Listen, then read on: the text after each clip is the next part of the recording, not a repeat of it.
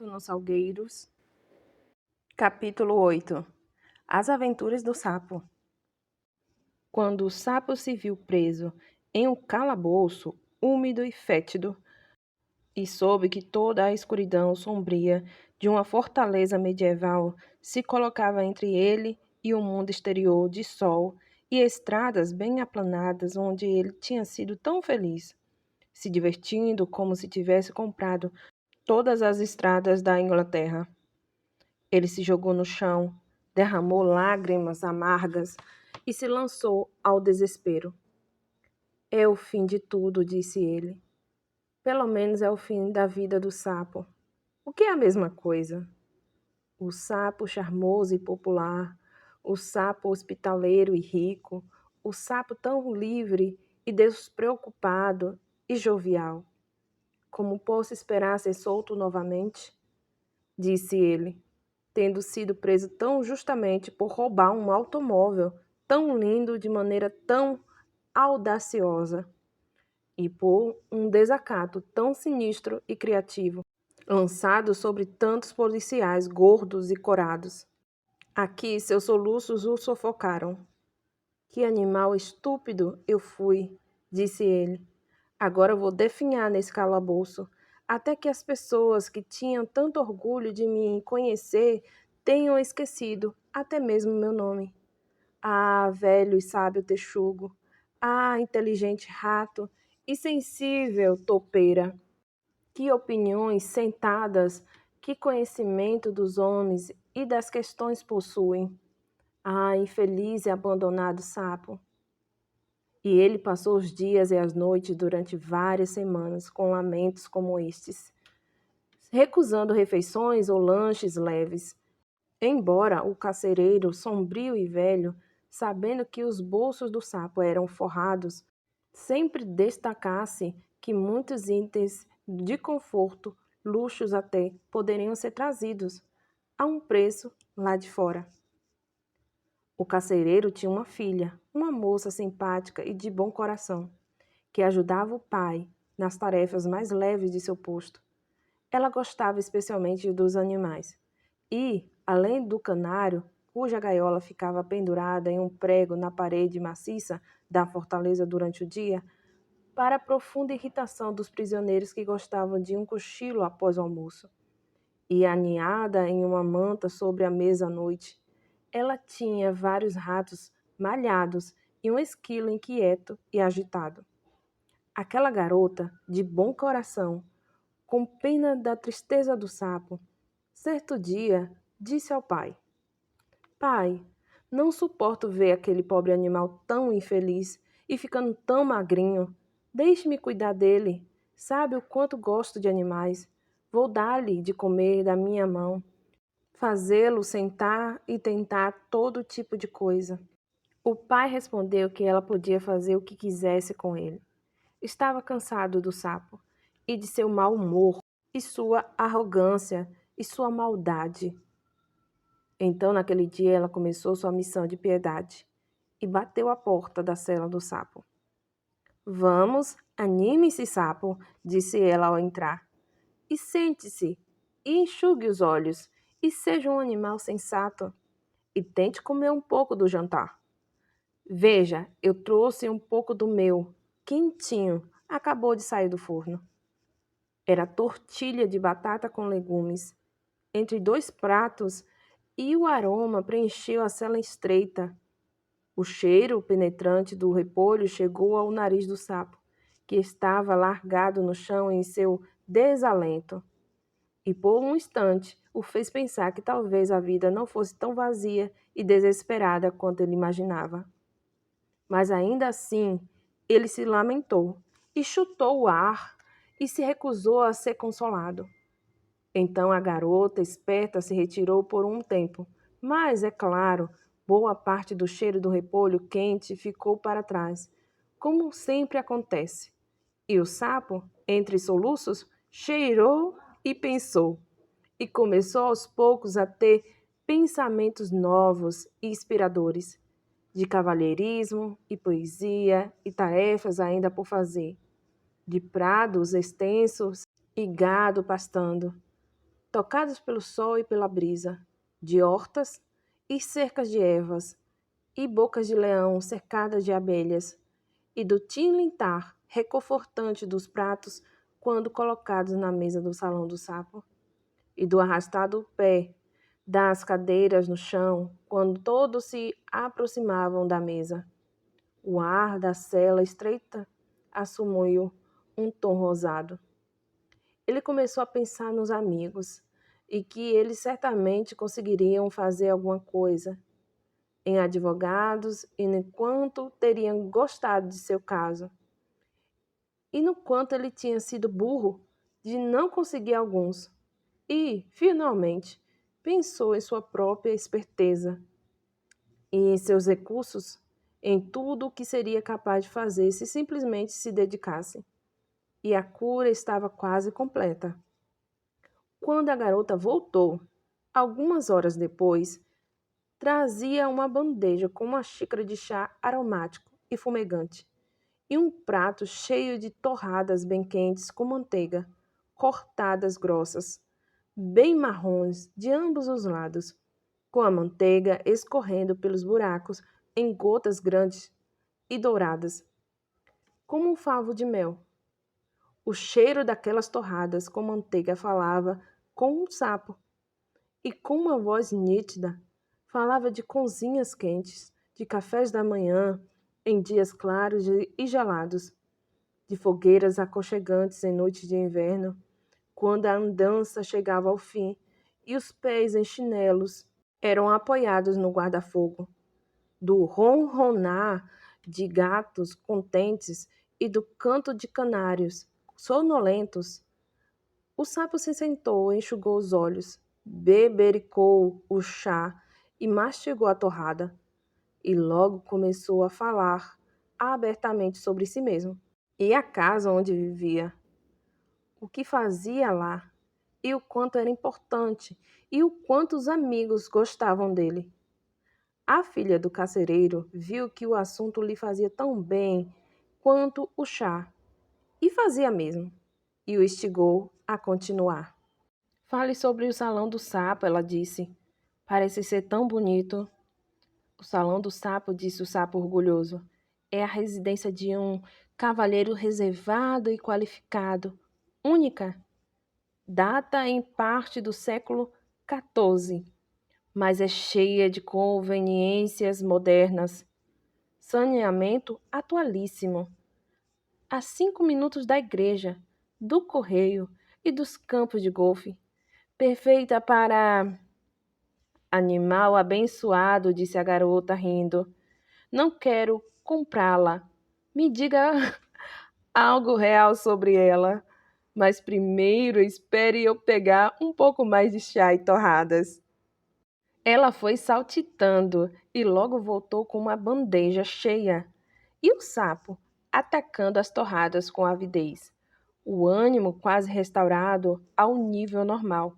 Contou a ela sobre a garagem de barcos e o lago de peixes e a velha horta murada, e sobre os chiqueiros e os estábulos e o pombal e o galinheiro, e sobre a leiteria e a lavanderia e os armários de louça e os itens de cama, mesa e banho. Ela gostou desses especialmente. E sobre o salão de banquetes e o quanto se divertiam quando os outros animais se reuniam ao redor da mesa e o sapo estava em sua melhor forma, cantando, contando histórias, como de costume. Então ela quis saber sobre seus amigos animais e demonstrou muito interesse em tudo o que ele tinha a dizer sobre eles e sobre como viviam e o que faziam para passar o tempo. É claro, ela não disse que gostava dos animais de estimação, porque teve a delicadeza de perceber que o sapo ficaria muito ofendido. Quando ela se despediu, depois de encher o jarro de água e bater o colchão de palha para ele, o sapo já era quase o mesmo animal disposto e contente que fora sempre. Ele cantou uma ou duas canções, como as que cantava em seus jantares, se aninhou no colchão de palha e teve uma noite excelente de sono e o mais agradável dos sonhos. Depois disso, eles tiveram muitas conversas interessantes conforme os dias monótonos foram passando. E a filha do casereiro ficou com muita pena do sapo e achou que era um infortúnio que o pobre animalzinho ficasse trancado em uma prisão pelo que lhe parecia um crime trivial. O sapo, é claro, em sua vaidade, achou que seu interesse por ele vinha de um carinho cada vez maior. E não pôde deixar de lamentar que o abismo social entre eles fosse tão largo, pois ela era uma moça graciosa e claramente o admirava muito.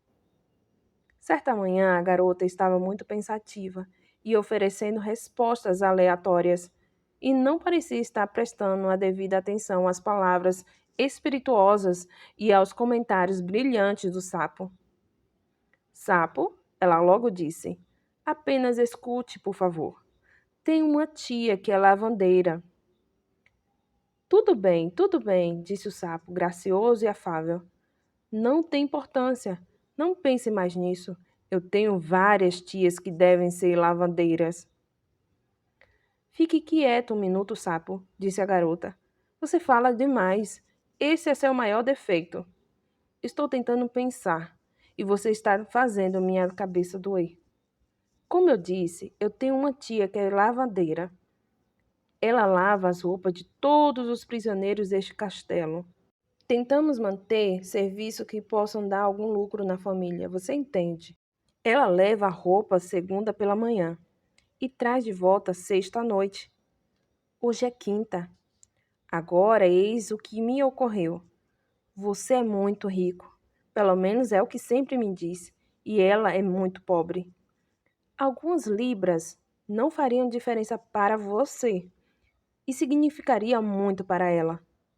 Agora, acho que se ela fosse abordada da maneira certa, honestamente, acredito que seja a palavra que vocês, animais, usam, talvez vocês pudessem fazer um acordo segundo o qual ela lhe daria seu vestido e seu gorro e assim por diante. E você poderia escapar do castelo como a lavandeira oficial. Vocês são muito parecidos em vários aspectos, especialmente de corpo. Não somos, disse o sapo bufando. Eu tenho uma postura muito elegante, considerando o que eu sou. Minha tia também, respondeu a garota, considerando o que ela é. Mas faça como quiser, seu animal horrível, orgulhoso e ingrato, e pensar que eu estou com pena de você e tentando ajudá-lo. Sim, está bem. Muito obrigado. O sapo se apressou a responder. Mas veja bem, você certamente não veria o senhor sapo do salão do sapo andando por aí disfarçado de lavandeira. Então você pode ficar aqui como um sapo, respondeu a garota espirituosa. Imagino que queira sair daqui em uma carruagem levada por 4 cavalos. O honesto sapo estava sempre disposto a admitir quando estava errado. Você é uma garota boa, gentil e esperta, ele disse. E eu, de fato, sou um sapo orgulhoso e burro. Me apresente a sua valorosa tia, por favor. Não tenho dúvida de que a excelente senhora e eu vamos conseguir um acordo satisfatório para ambas as partes. Na noite seguinte, a garota levou a tia até a cela do sapo, carregando a roupa lavada da semana presa em uma toalha. A velha senhora havia sido preparada de antemão para o encontro, e as moedas de ouro que o sapo colocara sobre a mesa, bem à vista praticamente, concluíram a questão e deixaram pouco para ser discutido. Em troca do dinheiro, o sapo recebeu um vestido de algodão estampado, um avental, um chale e um gorro preto desbotado. A única condição que a senhora exigiu foi que ela fosse amordaçada e amarrada e jogada em um canto.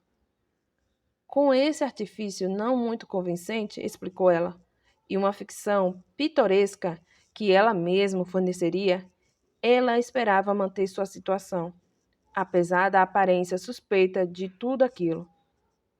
O sapo ficou encantado com a sugestão. Permitiria que ele deixasse a prisão com algum estilo, e com sua reputação de sujeito perigoso e desesperado imaculada. E ele logo ajudou a filha do carcereiro a fazer com que a tia aparecesse uma vítima de circunstâncias sobre as quais não tivera nenhum controle. Agora é a sua vez, sapo, disse a garota. Tire o casaco e o colete. Você já é bem gordo sem eles. Tremendo de tanto rir, ela o colocou no vestido de algodão estampado, arrumou o chale com uma dobra profissional e amarrou os cordões do gorro preto desbotado sobre seu queixo. Você está rindo igualzinho a ela. Ela riu, mas tenho certeza de que nunca pareceu tão respeitável em toda a sua vida. Agora, adeus, sapo, e boa sorte.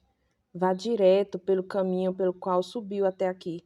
Se alguém disser alguma coisa, o que provavelmente acontecerá, pois são homens, você poderá retrucar um pouco, é claro, mas lembre-se de que é uma viúva sozinha no mundo, com uma reputação a perder.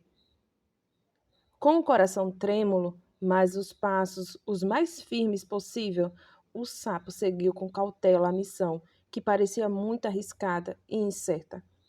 Mas logo se surpreendeu positivamente com o quanto tudo pareceu ter sido facilitado para ele, e levemente humilhado, porque nem sua popularidade, nem o sexo que parecia inspirá-la eram seus. A figura atarracada da lavadeira, naquele vestido de algodão estampado familiar, parecia um passaporte para cada porta gradeada, e o portal sombrio, mesmo quando ele hesitava, incerto quanto à direção a tomar, era ajudado pelo guarda do portão seguinte, ansioso para ir tomar seu chá, apressando-o a sair logo e não deixá-lo ali esperando a noite toda.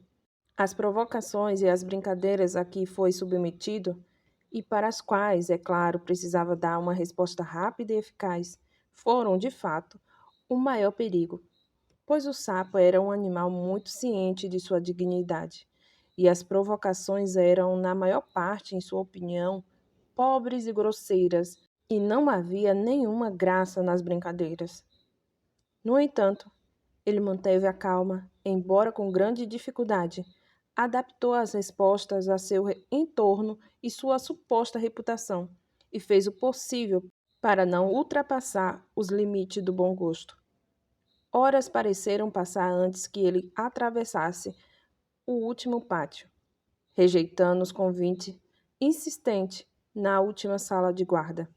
E, se esquivasse dos braços abertos do último guarda, implorando compaixão simulada por um último abraço de despedida, mas finalmente ele ouviu o portão da entrada principal se fechar atrás de si. Sentiu o ar fresco do mundo exterior em sua fronte ansiosa e soube que estava livre. Tonto com o sucesso fácil de sua ousada façanha, ele caminhou ligeiro em direção às luzes da cidade, sem saber o que faria em seguida, certo de apenas uma coisa, de que precisava sair o mais rápido possível da vizinhança onde a senhora que ele fora obrigado a representar era tão conhecida e popular. Enquanto seguia, pensativo, sua atenção foi atraída por umas luzes vermelhas e verdes um pouco distantes, em uma das extremidades da cidade, e o som de baforadas e roncos de motores e o barulho de rebocadores chegaram aos seus ouvidos. Ah, pensou ele, isso é que é sorte. Uma estação de trem era o que eu mais queria no mundo agora. E o melhor é que não preciso atravessar a cidade para chegar até lá, e não terei de me manter neste personagem humilhante com resposta que, embora muito eficazes, não ajuda em nada a manter a dignidade. Assim, ele seguiu até a estação, consultou a tabela de horários e descobriu que um trem que ia mais ou menos na direção de sua casa ia sair em meia hora. Mais sorte, disse o sapo, logo ficando mais animado. e foi até a bilheteria comprar sua passagem. Ele deu o nome da estação, que sabia ser a mais próxima à aldeia da qual o Salão do Sapo era a atração principal, e enfiou mecanicamente os dedos em busca do dinheiro necessário. Onde o bolso do colete estaria? Mas então o vestido de algodão, que o ajudara nobremente até aqui, e do qual havia praticamente esquecido, interveio e frustrou seus esforços. Em uma espécie de pesadelo, ele lutou contra algo estranho e misterioso que parecia segurar suas mãos, transformar qualquer esforço muscular em água e rir dele o tempo todo. Enquanto isso, outros viajantes que formavam uma fila atrás dele esperavam com paciência, oferecendo sugestões mais ou menos valiosas e comentários pertinentes. Enfim, de algum modo, ele nunca veio a entender como o sapo rompeu as barreiras, atingiu a meta, chegou até o local onde se encontram todos os bolsos de coletes e encontrou não apenas nenhum dinheiro, mas nenhum bolso onde pudesse estar guardado, e nenhum casaco onde o bolso pudesse estar. Para seu horror, ele lembrou que deixara o casaco e o colete para trás na cela, e com eles a carteira, o dinheiro, as chaves, o relógio, os fósforos, o estojo, tudo o que faz a vida valer a pena, tudo o que distingue o animal de muitos bolsos, o senhor da criação, dos inferiores de um só bolso ou nenhum, que saltitam por aí sem escrúpulos, despreparados para a competição real.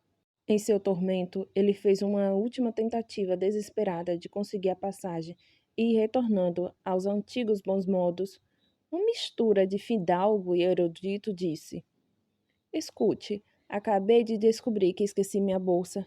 Apenas me dê a passagem, por favor, e eu envio o dinheiro amanhã. Sou muito conhecida por aqui.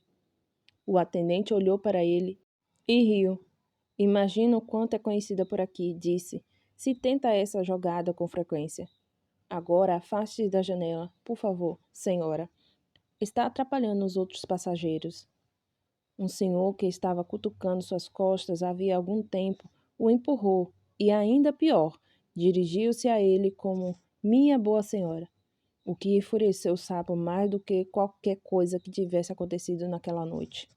Perplexo e desesperado, ele vagou sem destino pela plataforma onde o trem estava parado, e lágrimas escorreram em ambos os lados de seu nariz. Era difícil, pensou, estar tão perto da segurança e do lar e ser impedido de chegar pela falta de algumas míseras moedas e pela desconfiança mesquinha de funcionários públicos. Muito em breve, sua fuga seria descoberta. A caçada começaria, ele seria capturado, injuriado, preso em correntes, afastado de volta para a prisão, para o pão e água, para o colchão de palha. A vigilância e a punição seriam dobrados. E os comentários sarcásticos que a garota faria. O que ele podia fazer? Ele não era rápido a pé. Sua figura, infelizmente, era reconhecível. Será que não poderia se espremer sobre o assento de uma carruagem? Vira esse método ser adotado por estudantes, quando o dinheiro fornecido para o trajeto por pais zelosos era desviado para fins mais interessantes. Enquanto pensava, ele percebeu que estava diante do motor, que estava sendo lubrificado, limpo e mimado pelo maquinista carinhoso. Um homem corpulento, com uma lata de óleo em uma mão e um pedaço de estopa na outra. Olá, mãe, disse o maquinista. Qual é o problema? A senhora não me parece muito feliz. Ah, senhor, disse o sapo, voltando a chorar. Sou uma pobre lavadeira e perdi todo o meu dinheiro e não posso pagar pela passagem e preciso ir para casa esta noite e não sei o que fazer. Minha nossa, minha nossa. A senhora de fato está em maus lençóis, disse o maquinista, pensativo. Perdeu o dinheiro e não tem como ir para casa e tem filhos esperando pela senhora, ouso dizer. Muito, soluçou o sapo, e vão estar com fome e brincando com fósforo e acendendo lamparinas, os pequenos inocentes, e brigando e tudo mais. Minha nossa, minha nossa. Bem, eu vou dizer o que eu vou fazer, disse o bom maquinista. A senhora é uma lavadeira, segundo diz. Muito bem, que seja. E eu sou maquinista, como a senhora bem pode ver. E não há como negar que é um trabalho sujo. Consome muitas camisas. Isso sim, a ponto de minha senhora estar cansada de lavá-las. Se a senhora lavar algumas camisas para mim quando chegar em casa e mandá-las para mim, eu lhe dou uma carona na locomotiva. É contra as regras da empresa, mas não somos tão exigentes nessas terras remotas. O sofrimento do sapo se transformou em êxtase quando ele subiu ansioso na cabine do motor.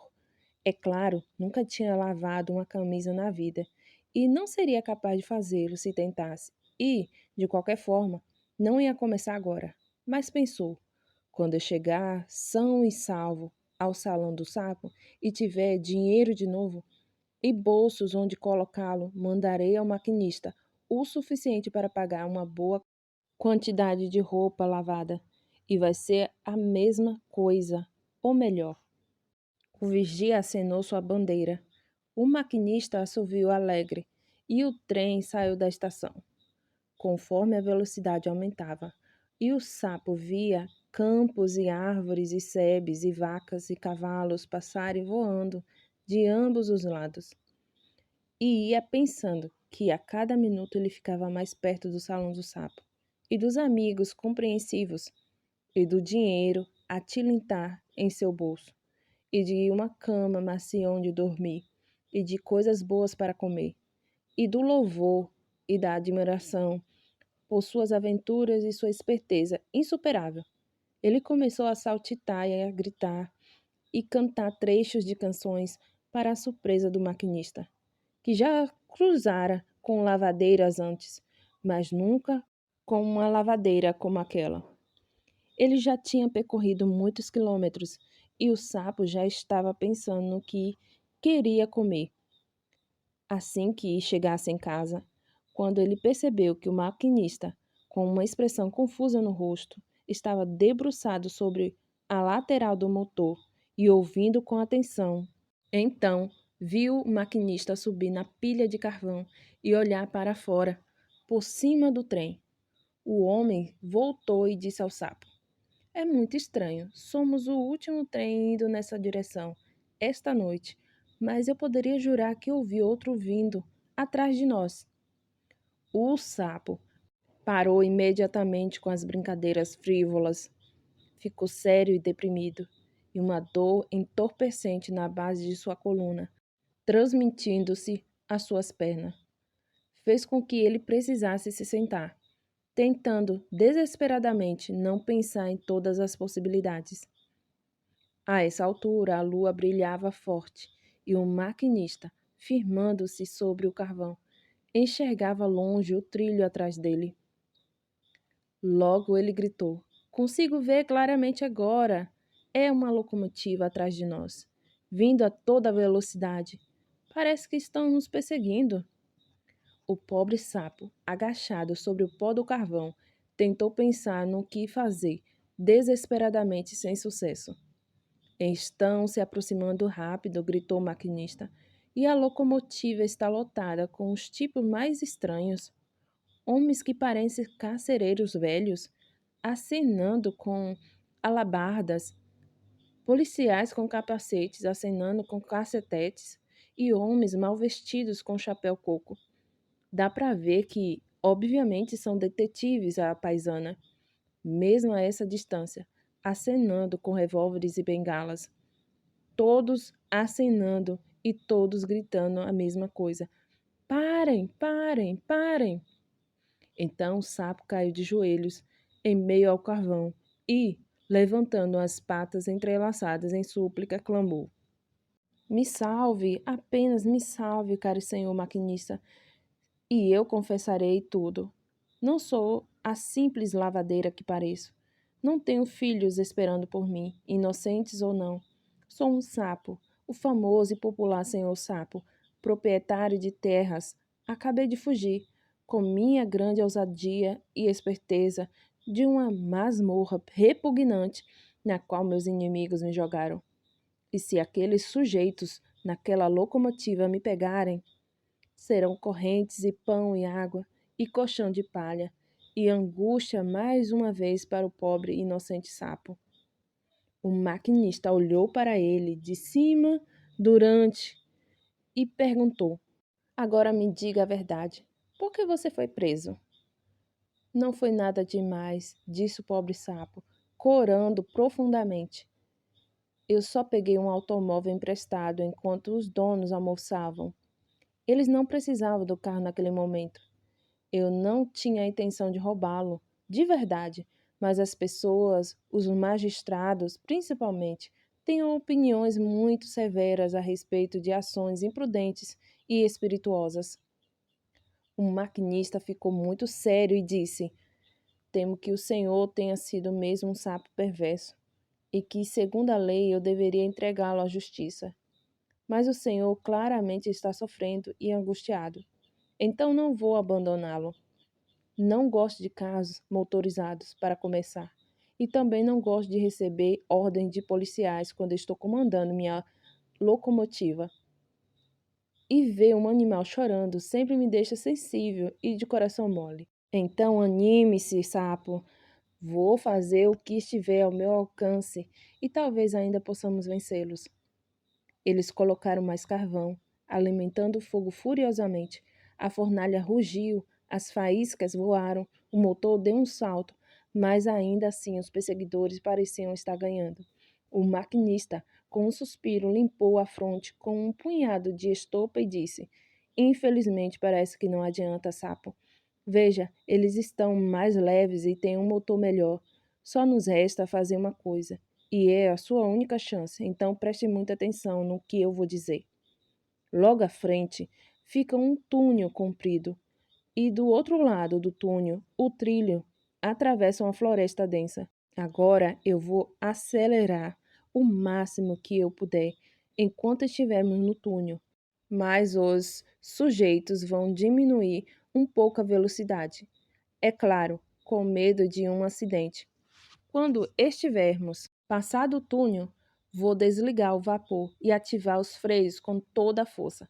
E neste momento você vai poder saltar em segurança e se esconder na floresta, antes que eles saiam do túnel e o vejam. Então vou seguir a toda velocidade e eles podem vir atrás de mim, se quiserem, durante o tempo que quiserem e a distância que quiserem. Agora preste atenção e esteja pronto para saltar quando eu disser. Eles colocaram mais carvão e o trem acelerou para dentro do túnel, e o motor disparou e rugiu e sacudiu, até que finalmente dispararam do outro lado para o ar fresco e o luar tranquilo, e viram a floresta escura e útil em ambos os lados do trilho.